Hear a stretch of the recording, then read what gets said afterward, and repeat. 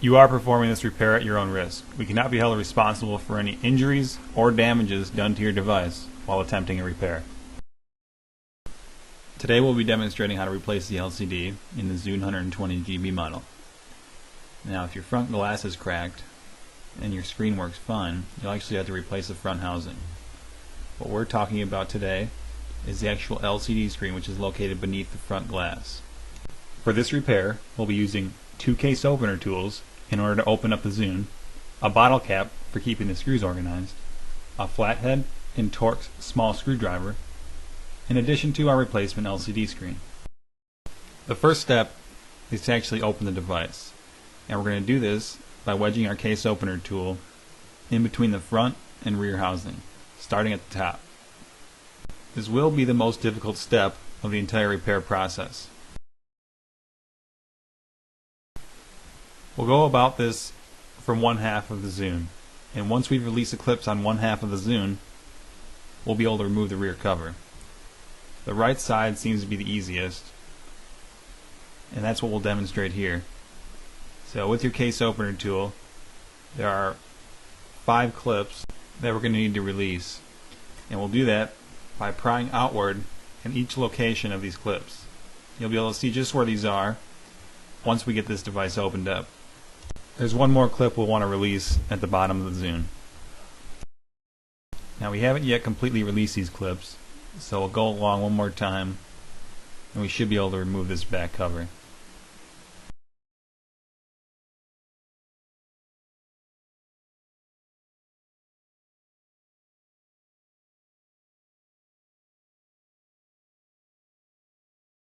Now here's a close-up look at the rear housing. These metal tabs are there only to sit in the front housing and prevent the sides from flaring outwards, which basically keeps the front and rear housings flush along the sides where these two pieces meet. What actually holds the housing together are these plastic clips located along the perimeter of the front housing.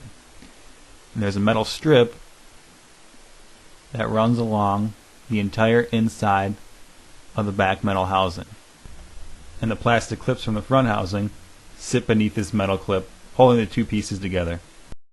Our next step is to remove the hard drive, which is a component with the 2 blue rubber bumpers on either side of it. Before this can be done, we'll have to peel back tape located in the area shown in the video. Now to remove the hard drive, we'll have to lift up a black tab so that it sits in the vertical direction, releasing the tension in the cable, and we'll be able to pull the hard drive out from the cable. Here you can see a close-up view of the tab. You don't want to completely remove it. You'll just flip it upwards. We now have another piece of tape to remove, so that we'll have access to a couple other screws. Now be careful when removing this because you don't want to tear the cable below it.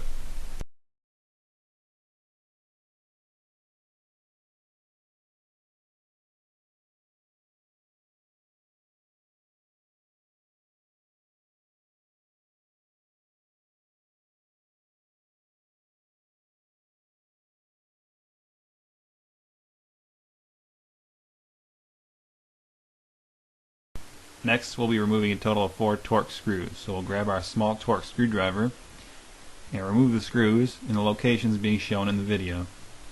Now the 2 on the sides also have a metal piece located below them, and this should come out along with the screw.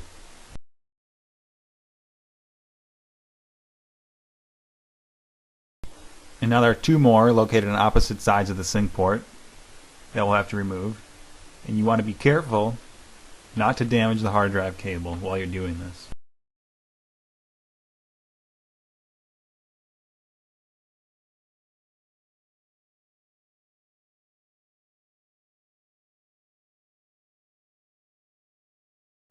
And this will also allow us to remove a piece covering the sync port.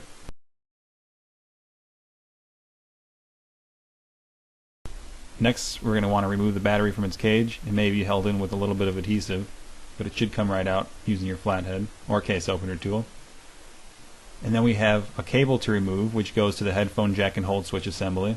This tab is similar to the hard drive. You can use your small flathead to lift that tab in the vertical direction, and that will allow you to remove the cable. And now we have an antenna cable that simply unplugs from the board.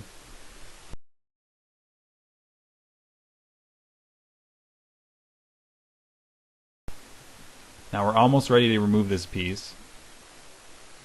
We're first going to have to take out 2 Torx screws.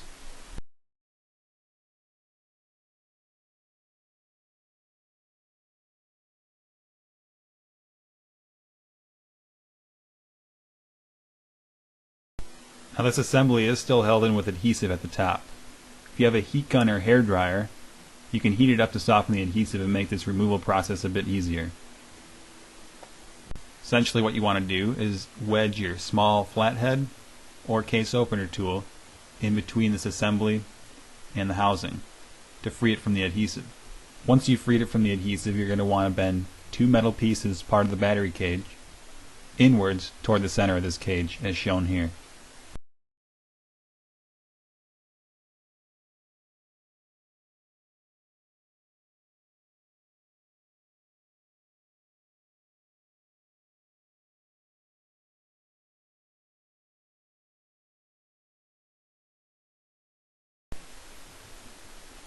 Now we're free to remove this assembly, being careful not to tear either of the cables. Now we're ready to remove the logic board and screen assembly. The first step in doing this is to gently lift up on the board to release a connection going to the input buttons in the front. And you should feel this connection released. It doesn't take much effort. Just lift up gently on the board and it will unplug. Now to free the screen, we're going to have to wedge a small flathead screwdriver in between the front casing and the frame of the LCD. Now since we're going to be replacing the screen anyways, you don't have to be so careful in this instance as to not crack the screen since it's already damaged. We want to wedge on one half of the housing in different locations shown in the video, and that will free the logic board and front screen assembly.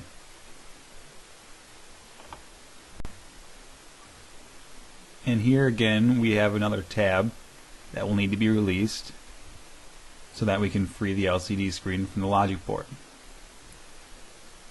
And this lifts up just like the last 2 tabs from the hard drive and the headphone jack and hold switch assembly. Now in this case there is some adhesive on the underside of the cable holding it to the board. So we'll need to bend this. Again, heat will also work in this case to help free the adhesive, and once we've done that, we're free to remove the cable from the port. Now we'll grab our replacement LCD screen and basically work backwards from this point on. So the first step will be to plug the LCD screen into the logic board, and we'll do this by inserting the cable into this port with the screen oriented as shown. And once that cable is securely in the port, we will flip that tab back down. Now we'll reinsert this in the front housing, and you want to be careful when you're pushing this back into place so that you don't crack the new LCD screen. A good technique is to use your small flathead screwdriver or case opener tool to bend outwards on the clips while you're pushing down along the perimeter of the screen. This will help you secure the LCD screen into the front housing without having to apply too much downward force. Be sure to work your way around the perimeter of the screen to make sure that it's securely in place.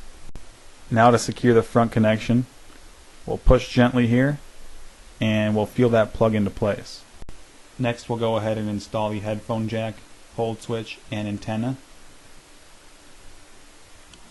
pushing down to secure this assembly to the old adhesive, and then we'll bend those 2 pieces of metal from the battery cage back into place. Now it's time to reinsert the 2 Torx screws located near the headphone jack.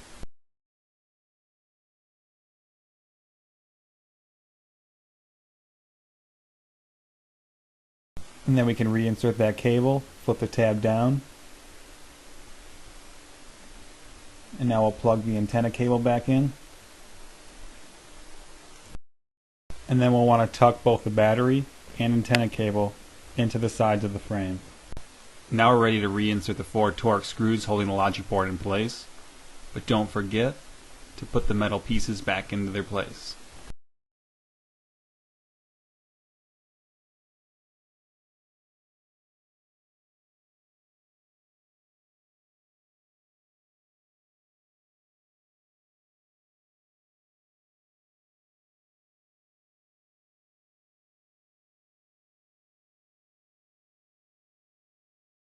Now I'll reapply the static shield tape. Now we're ready to reinstall the hard drive. And when you're plugging the cable into the drive, be careful not to bend the cable back too far, because it can be damaged by the sharp plastic clip located just behind it. If after reinstalling you get an error 5 on the screen, chances are you've damaged the hard drive cable or did not properly install it. Once we plug the hard drive cable back into the drive, we can flip the black tab down, which will secure that cable in place.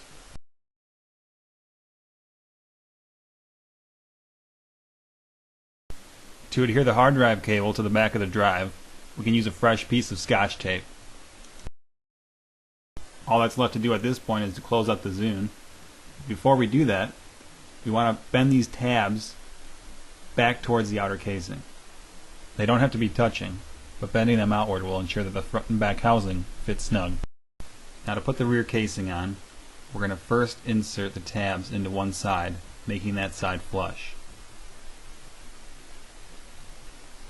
So half of the clips should already be holding. Now we're going to go to the other side, and we're going to use our case opener tool to gradually push in each of the clips and ease the case closed. One thing to note while closing the Zune is that you want to make sure the actual hold switch on the inside is in the same position as the exterior switch on the casing. Hopefully you found this tutorial to be helpful. If you have any questions, feel free to comment or contact us directly through our website, gadgetmenders.com, where you'll also find a full line of parts and services for this device as well as many others.